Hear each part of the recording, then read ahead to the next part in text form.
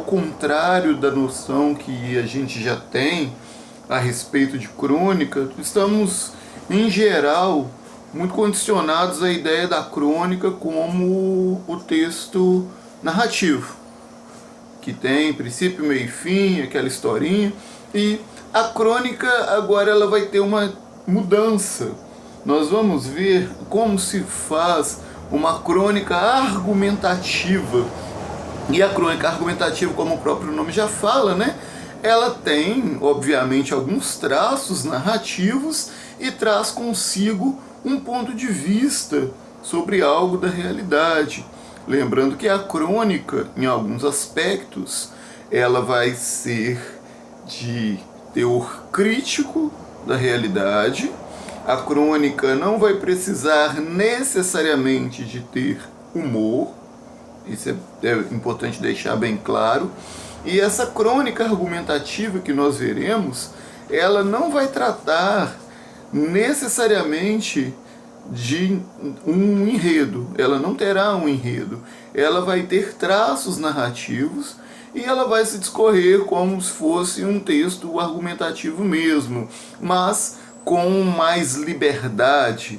Ela vai usar muito daquilo que a gente chama de argumentação subjetiva, não querendo dizer que o autor, o eu lírico no caso, poderá se valer também de argumentos fortes, até de argumentos de autoridade, para poder lançar mão, para compor esse texto aí.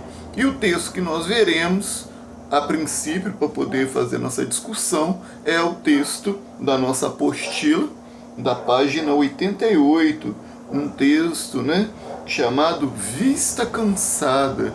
E a gente tem alguns tons interessantes aí para poder discutir a respeito deles. E tem a ver o texto Vista Cansada com a questão de olhar a vida com atenção, olhar as coisas, as pessoas, os acontecimentos por perspectivas diferentes. E é isso que a gente vai fazer aqui hoje.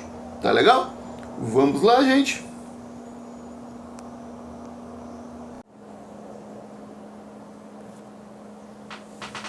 Vista Cansada. Acho que foi Hemingway quem disse que olhava cada coisa à sua volta como se visse pela última vez. Pela última ou pela primeira vez? Pela primeira vez foi outro escritor quem disse.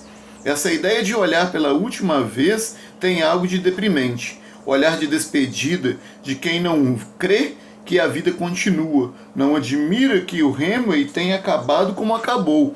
Fugiu enquanto pôde do desespero que o roía e daquele tiro brutal.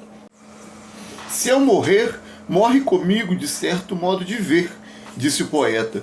Um poeta é só isto, certo modo de ver. O diabo é que, de tanto ver, a gente banaliza o olhar. Vê não vendo. Experimente ver pela última vez o que você vê todo dia. Sem ver, parece fácil, mas não é. O que nos cerca, o que nos é familiar, não desperta curiosidade. O campo visual da nossa rotina é como um vazio. Você sai todo dia, por exemplo, pela mesma porta. Se alguém lhe perguntar o que é que você vê no seu caminho, você não sabe. De tanto ver, você não vê. Um profissional que passou 32 anos a fio no mesmo hall do prédio do seu escritório. Lá estava sempre pontualíssimo o mesmo porteiro. Dava-lhe bom dia e às vezes lhe passava um recado ou uma correspondência. Um dia, o porteiro cometeu a descortesia de falecer. Como era ele, sua cara, sua voz, como se vestia? Não fazia a mínima ideia. Em 32 anos nunca o viu. Para ser notado, o porteiro teve que morrer. Se um dia no seu lugar estivesse uma girafa, cumprindo o rito, pode ser também que ninguém desse por sua ausência. O hábito suja os olhos e lhes baixa a voltagem. Há sempre o que ver. Gente, coisas, bichos. E vemos? Não, não vemos. Uma criança vê o que o adulto não vê. tem olhos atentos e limpos para o espetáculo do mundo. O poeta é capaz de ver pela primeira vez o que, de fato, ninguém vê. Há pai que nunca viu o próprio filho, marido que nunca viu a própria mulher. Isso existe às pampas. Nossos olhos se gastam no dia a dia, opacos. É por aí que se instala no coração o monstro da indiferença. Otto Lara Rezende. Notem que no primeiro parágrafo dessa crônica, o Otto Lara Rezende ele constrói aí um eu lírico que pode sim ser representado. Poderíamos dizer que o eu lírico aí é o próprio Otto, né, o próprio escritor. E ele faz uma alusão ao escritor Ernest Hemingway, né, que remonta uma fala do Hemingway que expressa já de cara uma subjetividade, que ele começa o texto com a expressão acho que foi. Acho que foi o Hemingway que disse que olhava cada coisa como se fosse pela última vez. E traz essa ideia do olhar pela última vez com um tom de despedida, um tom de lamento, até um tom de melancolia, de tristeza. E depois ele brinca, né, dentro dessa alusão que ele faz ao Hemingway, ele brinca pela última ou pela primeira. Aí ele fala, eu acho que talvez foi um outro poeta que disse, né, pela primeira vez, com a ideia que quando a gente olha algo pela primeira vez, é sempre uma sensação de novo. Então ele brinca como se eu me despedisse daquilo que eu estou vendo pela primeira vez e como se eu estivesse vendo algo pela primeira vez. Ele faz uma jogada aí com esses dois opostos, mas ele vai chamar a atenção no decorrer do texto para a necessidade que nós temos de observar as coisas com cuidado, de observar, de olhar as coisas com cuidado. Inclusive vai ser a tese que ele virá reforçar mais adiante no texto, certo? De olhar com cuidado, porque há sempre algo para ver nas coisas. Essa é a ideia básica aqui da tese que o Otto Lara Rezende tenta demonstrar nesse texto, nessa crônica, né?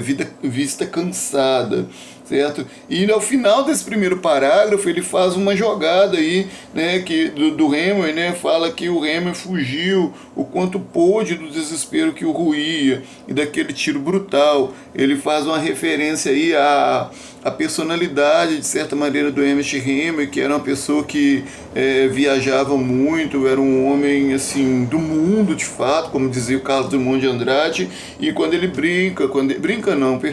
quando ele diz aí desse tiro brutal, ele faz alusão à maneira como o Ernest Hemingway morreu, porque o Hemingway foi um autor, né, um escritor que não suportou a melancolia e ele se matou. Ele era caçador, né, fazia safaris na África, e ele se mata com um tiro, ele comete suicídio.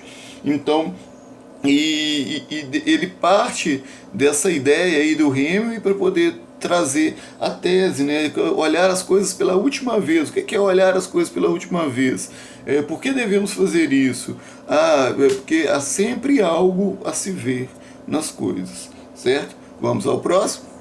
Na próxima fala, no segundo parágrafo, o Otto Lara Rezende ele faz uma jogada aí com a questão da nossa rotina. Ele fala, experimente ver pela última vez o que você vê todo dia, sem ver. Ele fala que tudo que cai na rotina não nos desperta curiosidade, é sempre visto por um mesmo ângulo e sempre dá a impressão de que não há nada mais a ser visto, de não há nada mais a ser feito, certo? E aí ele finaliza esse parágrafo aí, de tanto ver, você não vê.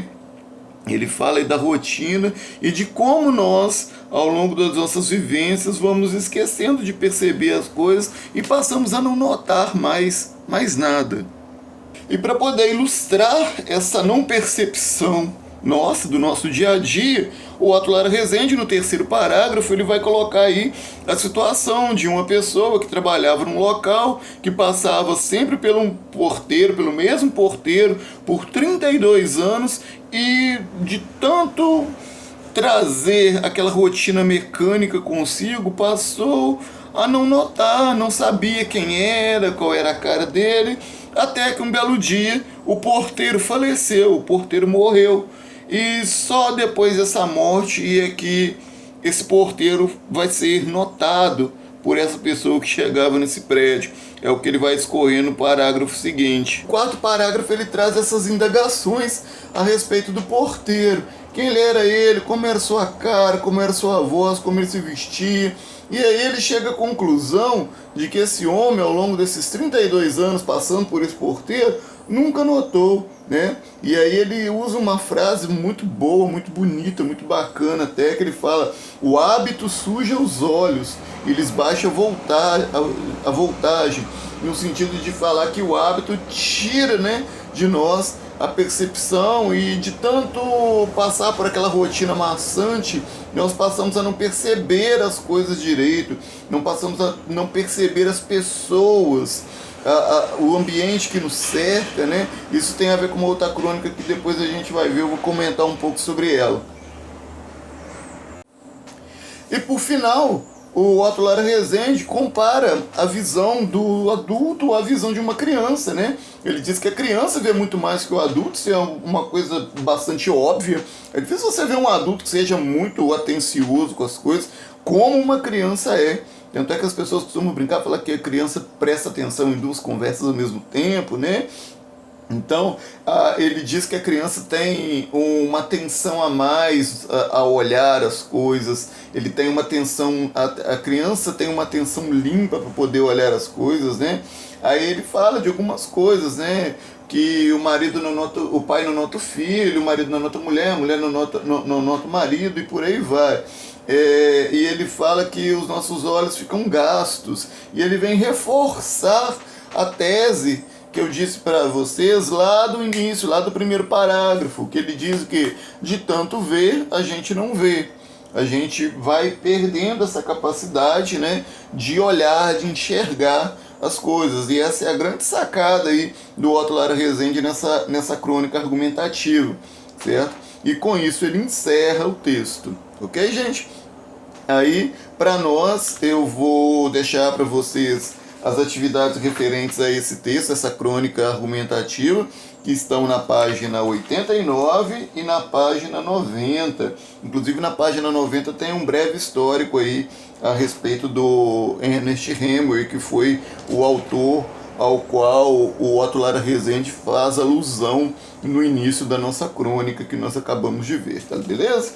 Então, aí agora a gente vai dar um passo para a nossa proposta de redação, que a gente já vai falar a respeito dela.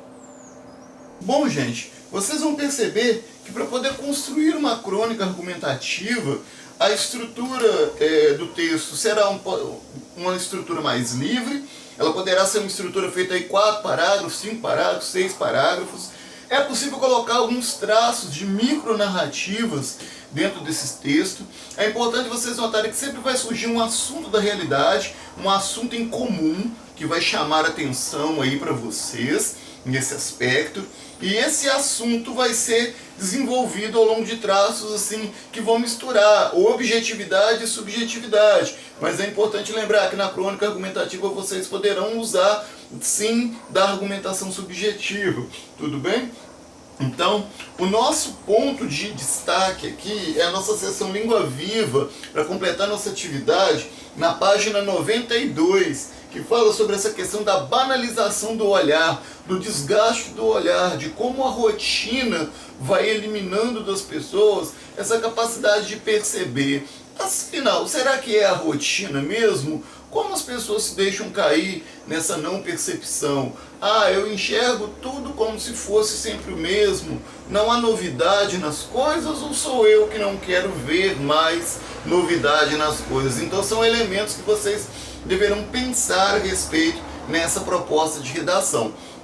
Aí nós teremos como texto motivador o início de uma outra crônica argumentativa que tem essa mesma temática, que é Eu Sei, Mas Não Devia, da senhora Marina Colasanti, que é uma crônica bem interessante. Eu vou disponibilizar também para vocês o material, esse texto do Eu Sei, Mas Não Devia na íntegra. Eu vou pegar a crônica toda e enviar para vocês.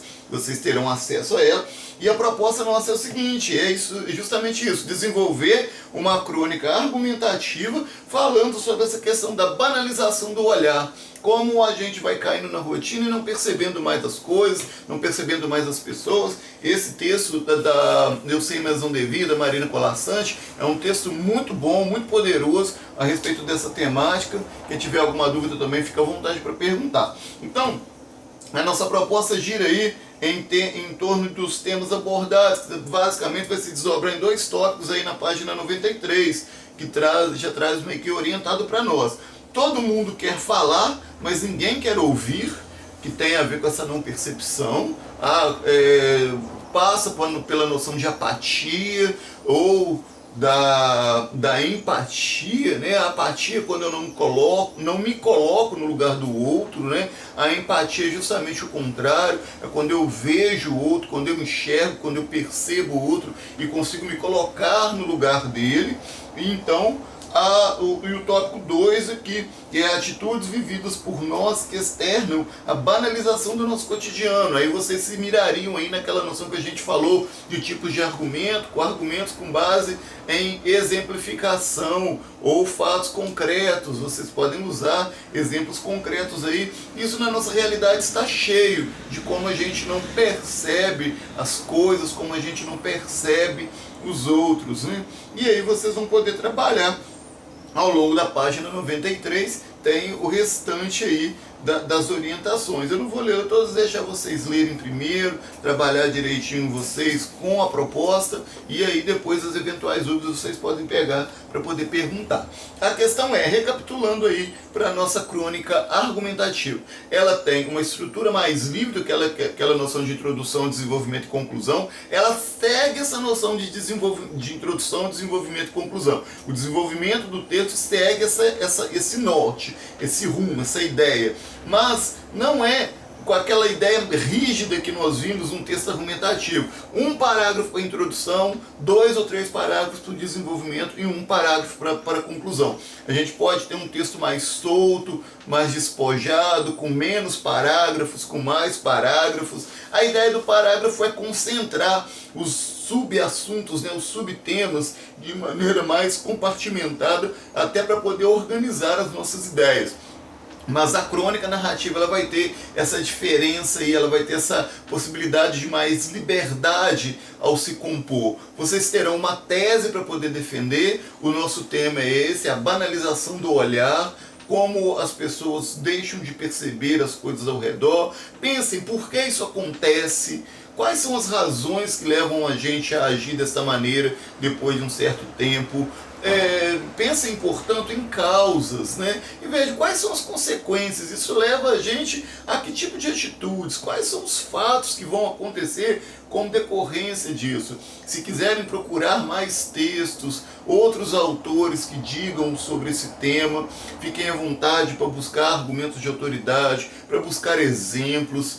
Procurem o que vocês acharem mais conveniente para poder compor o texto de vocês. Esse é um tema bastante atual, um tema que está dentro aí do nosso rumo, dentro da nossa realidade, então tem bastante coisa para se dizer a respeito disso.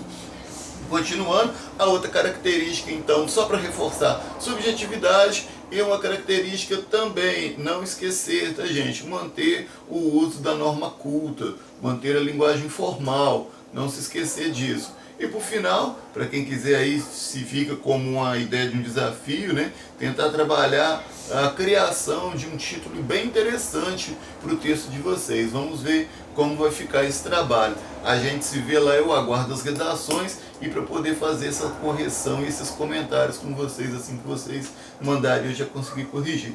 Bom, pessoal, a gente se vê na próxima.